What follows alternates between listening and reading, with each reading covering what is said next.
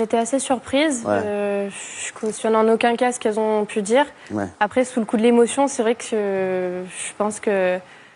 C'est ça, ouais. C'est sorti un... C'était déçu. Elle est gentille, Mariva, tu vois. Elle veut pas, tu vois, elle veut pas enfoncer ses copines. J'adore. Tu vois, moi, ça aurait été moi. Un fait ça.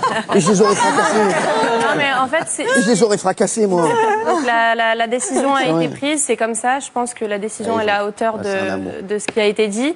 Malheureusement, maintenant, on peut plus rien faire. Et ce qui est dommage, c'est aussi tout le harcèlement qu'elles sont en train de se prendre sur les réseaux. C'est ça. Très bien. Elles sont pas du tout épargnées et je sais que ça peut peut-être pas être facile pour elles. Elles regrettent énormément ce qu'elles ont pu dire et donc voilà, je pense qu'il faut passer l'éponge dessus, plutôt se concentrer sur le sacre d'Ino Pucco, qui est une fantastique Miss France maintenant et qui remplit avec brio sa mission. Franchement, formidable. Elle est formidable. sans déconner. Moi, je suis pas élu. Moi, les gars, moi, je suis pas élu Miss France. Le lendemain, je la fracasse la Miss France.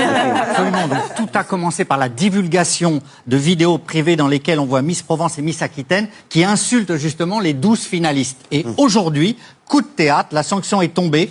Les comités régionaux de Miss Provence et de Miss Aquitaine ont destitué les deux Miss de leur écharpe régionale après la publication de ces vidéos. Donc, les communiqués sont appuyés par la société Miss France. Je peux vous les lire. Les comités Miss Provence-Côte d'Azur et Miss Aquitaine, avec le soutien de la société Miss France, prononcent la destitution de Julie Zitouni, Miss Provence 2025, et de Eino Alaï Tété, Miss Aquitaine 2025. Cette décision fait suite à la diffusion d'une vidéo tournée dans les loges dans laquelle les deux candidates tiennent et relaient des propos injurieux à l'égard des 12 demi-finalistes.